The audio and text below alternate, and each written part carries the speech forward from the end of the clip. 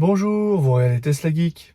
On se retrouve dans mon garage. Pourquoi? Parce que la V11 vient d'arriver, la dernière mise à jour de Tesla. On l'attendait depuis maintenant longtemps, elle nous avait été promise déjà quasiment l'année dernière. Elle est arrivée sur les modèles S et modèle X refresh 2021-2022 parce que c'est un peu entre les deux aux États-Unis. En tout cas, elle est maintenant disponible pour nous en France sur les modèles 3 et donc c'est une super nouvelle. Alors il fait un peu sombre.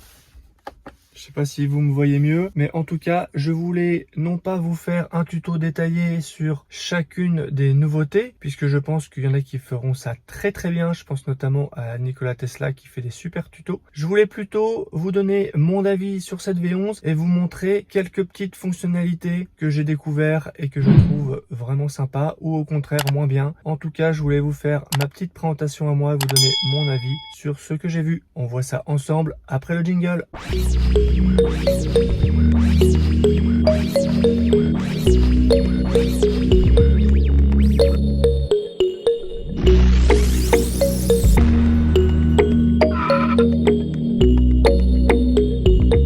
Une des premières choses qui change, c'est l'affichage du sélecteur de vitesse et de la vitesse. Ici, on n'est plus sur un format gras, les kilomètres sont un peu plus petits. On a le sélecteur de vitesse qui est repassé en horizontal alors qu'avant il était en vertical. Moi je trouvais qu'en vertical c'était plutôt pas mal. On avait le D en bas et justement le D pour le mettre il faut baisser le levier. On doit remonter le levier pour le R. Ça me semblait plus logique d'avoir un affichage vertical pour cet élément là. Autre chose que j'ai remarqué c'est que on a perdu le swipe ici pour afficher l'odomètre et la pression des pneus. Tout ça a été déplacé en fait dans les contrôles rapides. On a des nouveaux menus ici. On a le menu recharge qui est apparu pour la partie recharge. On a le compteur pour tout ce qui était odomètre et on a les pressions des pneus qui est passé dans l'entretien. Donc on va voir ça ensemble. On va commencer peut-être par la recharge. Alors la recharge est toujours accessible depuis la petite batterie là. On peut, chose nouvelle, régler la limite sans avoir à cliquer sur un bouton. Ça c'est plutôt pratique, ça fait un geste de moins. Je vais me remettre en mode parking. Vous verrez qu'on a les boutons qui apparaissent ici pour ouvrir le port de charge ou déverrouiller la prise. Et on a les réglages qui apparaissent. Autre nouveauté, donc c'est compteurs. Ici on a les différents compteurs, vous savez c'est ce qu'on avait avant ici de ce côté là. On le retrouve là, il va falloir s'y habituer. C'est pas l'écran le plus joli, mais on a toutes les informations d'un coup sans avoir à swiper. Moi, j'ai renommé mon trip A et mon trip B en mensuel et en total. Le total, j'y touche jamais, mais au moins j'ai ma consommation depuis le début qui est affichée là. Et dans mensuel, je vais le remettre à 0 tous les premiers du mois et je note sur un fichier en ligne mon kilométrage du mois et ma moyenne du mois. C'est ce qui m'a permis de faire des calculs et de vous présenter un graphique dans mon bilan de l'année. J'avais fait une vidéo sur mon bilan de l'année, je vous mettrai un petit lien en fiche. Donc ça c'est aussi l'un des changements. Et là je peux directement réinitialiser mon trip A que j'ai renommé en mensuel et mon trip B que j'ai renommé en total, mais je ne toucherai jamais à ce bouton là. Et le trajet du coup actuel se remet à 0 ici, et je pense que si j'appuie là, je dois pouvoir changer le nom. Voilà. Autre changement dans l'entretien, on a la pression des pneus. Moi j'ai rien qui s'affiche tout simplement parce que je n'ai pas encore roulé, il faut rouler un petit peu pour que la pression soit calculée. En tout cas, c'est ici, petite nouveauté, calibrage du siège et de la direction. On peut recalibrer les moteurs des sièges inclinables et du volant, de la direction du volant, en cas de problème. Alors je ne sais pas exactement quels sont les cas d'utilisation de ça, mais voilà, ça se trouve là. La grosse nouveauté aussi, c'est le changement de ces écrans avec une présentation sous la forme de tuiles, donc des espaces carrés rectangulaires avec des petits pictogrammes. Il va falloir s'y habituer. Moi, je trouve que ça fait assez moderne. C'est pas plus mal. Maintenant, il va falloir qu'on s'y habitue. Il y a certains contrôles qui sont peut-être un peu moins parlants qu'avant. Voilà, enfin, on retrouve le réglage des rétroviseurs, le réglage de la direction ici. À ce niveau-là, ça ne change pas trop. Les réglages du Bluetooth et du Wi-Fi se retrouvent ici et là. Hein, on les a en permanence. Du coup, quel que soit l'écran, on les a. Et les notifications, on les a ici. Avant, on avait en haut dans un genre de menu. Là, ça s'est un peu libéré. Autre nouveauté, c'est la partie climatisation. Déjà, on a tout le temps les deux affichages de température pour passagers et conducteurs. Avant, on n'en avait qu'un seul au centre quand on était en température fusionnée, en monozone. Maintenant, qu'on soit en monozone ou en bizone, on a bien les deux réglages de température. Dès qu'on va appuyer sur une petite flèche, pour changer la température, on va avoir un contrôle rapide qui s'affiche. Ici, on est en mode séparé, donc la température ne change pas. Si on balaye vers le haut, on fait apparaître vraiment le détail. Si on balaye de droite à gauche, on va faire varier la température. Donc là, je suis en mode séparé. Si je sors le mode séparé et que je règle, on voit que des deux côtés, ça va bouger. Et on a accès à des contrôles rapides pour les sièges chauffants passagers ici et pour les sièges chauffants conducteurs ici. On a perdu du coup le petit siège là que je trouvais quand même assez pratique. Ça je trouve dommage, c'est-à-dire que maintenant si on veut en contrôle rapide modifier la température des sièges chauffants, il faut d'abord cliquer ici et activer plusieurs fois. Ou alors il faut swiper vers le haut pour faire apparaître cet écran qui conditionne tout et venir faire notre réglage ici pour le côté conducteur et de l'autre côté pour la partie passager. On a un mode siège chauffant auto qui apparaît à partir du moment où on a mis la clim auto. Voilà. Je vais couper la clim parce que sinon ça va faire beaucoup de bruit pour vous. Ce qui est intéressant, là ça sera activé bien sûr. Ce qui est intéressant, c'est qu'ici on avait un réglage clim et siège chauffant.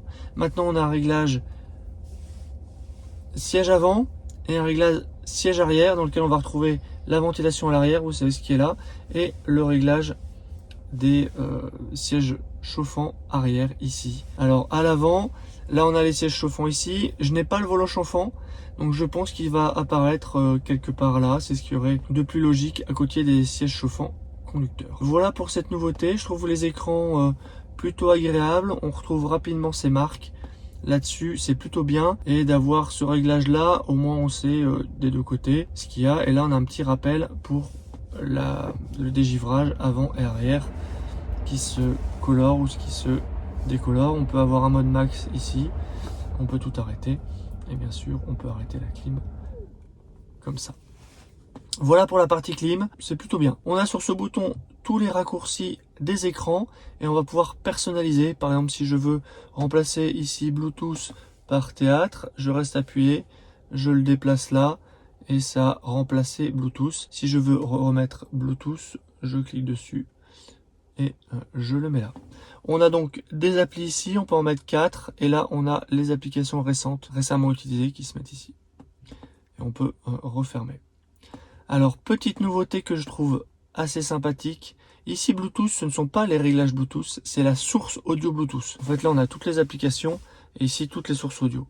Donc quand je vais sur Bluetooth ici, je retrouve mon téléphone, la liste des appareils dans cet onglet là. Ici j'ai la liste de toutes les sources. Et alors, chose nouvelle, ici il y a liste de lecture. Et donc je peux naviguer parmi les morceaux de la liste de lecture en cours. Et donc aller directement sur un morceau plutôt qu'un autre. Autre nouveauté, quand on a le caisson de basse, on peut maintenant régler le volume, l'égaliseur du caisson de basse directement. On n'avait pas ça avant. Ça c'est plutôt chouette pour affiner les réglages. Et enfin, au niveau de l'USB, ici, si je mets un morceau en lecture, et bien on a le retour des visuels, des pochettes. Moi sur tous mes morceaux il y a des pochettes. Depuis que j'ai mon véhicule, jamais elles se sont affichées. Depuis la mise à jour précédente c'est arrivé. Et là on l'a de nouveau. C'est super, je trouve que c'est quand même un manque qu'on avait. Ça peut paraître accessoire mais c'est quand même vraiment sympathique. Voilà pour la partie audio. Alors on a quand même différents niveaux de vue. Ici on a un lecteur plus petit. On retrouve les récents et les favoris. Et là, le choix des sources. Donc ça aussi, c'est un petit réglage sympathique. Alors, quelque chose qu'on a perdu, c'est l'accès rapide à la musique. Avant, quand on avait le logo musique ici, on pouvait glisser vers le haut pour faire apparaître l'affichage. Maintenant, quel que soit l'endroit où on se trouve, quand on fait un glisser vers le haut, ça amène les réglages de la clim. Donc en fait, il faut passer par un bouton de raccourci ici, de sélection de source. Et ensuite, si on veut réduire, on réduit comme ça. Mais pour le faire réapparaître, on est obligé d'appuyer là. On a un réglage du volume comme ça en latéral. Ça c'est plutôt pas mal. Donc les réglages en latéral pour la puissance. Et on n'a plus de réglage comme ça. Donc si on veut le réduire, on le met là. Moi je le laisserai, je pense, toujours comme ça. Une autre nouveauté, c'est la caméra d'angle mort. Donc si je mets mon clignotant à droite, je vais avoir ici la caméra qui s'affiche le temps du clignotant. Donc si je veux voir plus longtemps, il faut que je mette mon clignotant à fond ici. Et aussi de l'autre côté ici. Alors, que penser de cette fonctionnalité? Moi, je trouve que quand on tourne à droite, on va pouvoir jeter un œil sur la caméra, puis contrôle rétroviseur, puis contrôle direct. Donc, c'est plutôt pas mal. Par contre, quand on va tourner à gauche, bah moi, j'ai l'habitude de tout le temps regarder le rétroviseur et contrôle direct à gauche. Mais du coup, quand ma tête est à gauche, eh ben, je ne regarde pas l'écran avec cette caméra-là. Donc, je demande vraiment à voir en utilisation réelle. Parmi les nouveautés, on a aussi cet affichage-là. Donc là, on est sur divertissement. On voit que finalement, on peut rapidement passer d'un onglet à l'autre. Alors là, je suis en neutre, donc je suis pas en stationnement. On voit que l'onglet théâtre, du coup, tout est grisé et qu'on me dit que c'est disponible en stationnement. Au niveau des jeux, c'est pareil, disponible en paix. Avant, on avait le solitaire qu'on pouvait jouer en roulant pour le passager.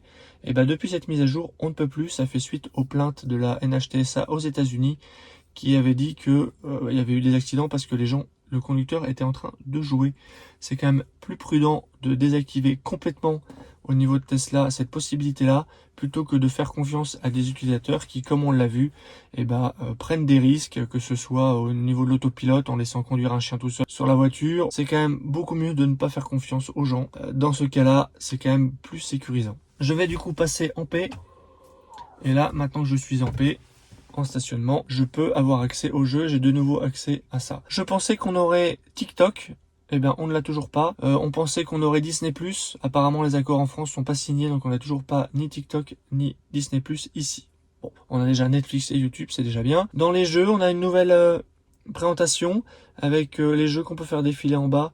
Moi, je suis toujours aussi fan de Skyforce et on a Sonic qui est arrivé. Alors vous le verrez, le Sonic, il est hyper pixelisé, c'est vraiment le Sonic des années 90, il va falloir s'y refaire un peu, c'est vraiment du rétro gaming, un bond en arrière. En tout cas, il y avait la team Sonic, Sega et la team Mario, Nintendo. Moi j'étais plutôt dans la team Mario, Nintendo que Sonic. Voilà, j'avais joué chez des amis à Sonic et c'était très sympa. Et donc là, avec, je crois que c'était la Mega Drive, là on a accès aux différentes nouvelle fonction du Toybox. On a le jeu lumière qui est là. Je pense qu'il y aura des démos sur internet. En quoi ça consiste? Eh bien, on utilise, à l'image de ce qu'il y avait sur le Model X, une démonstration qui utilisait les feux, les portes, les vitres. Bien là, on n'a pas les portes automatiques, mais par contre, on a les feux de route, les feux de stationnement, les feux anti-brouillard, les clignotants, les vitres et les rétroviseurs. Tout ça va s'animer pour faire une chorégraphie sur une musique qui va sûrement exploiter aussi le haut-parleur externe pour diffuser le son à l'extérieur du véhicule et pas que les enceintes à l'intérieur du véhicule. Voilà un peu ce que je peux vous dire sur cette V11 qu'on attendait tant. Je pense qu'il va falloir se réhabituer. Alors pour ceux qui vont découvrir la V11 avec leur nouveau véhicule, il n'y aura pas de différence. Mais pour nous qui avons connu les anciennes interfaces, il va falloir que on se fasse un petit peu à tous ces nouveaux menus et au changement de certaines informations. Il y a des informations qui ont changé de place. Il va falloir qu'on se réhabitue. Mais je trouve ça plutôt pas mal, assez moderne. Moi, ce que j'aime vraiment bien, c'est sur la partie audio. On a vraiment des petites nouveautés. L'affichage ici, pareil, il va falloir s'y faire. Donc voilà, quelques bonnes nouveautés aussi sur la partie climatisation. C'est vraiment bien. Parmi les nouveautés les plus attendues, il y a l'accès direct au mode sentinelle. Alors plusieurs choses là-dessus. Il faut aller dans contrôle, sécurité et activer la visualisation de la caméra en direct sur l'appli mobile.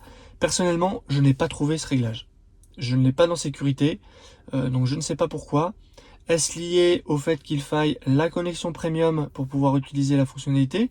Moi, ma connexion premium était valable 1 an, je ne l'ai pas encore renouvelée.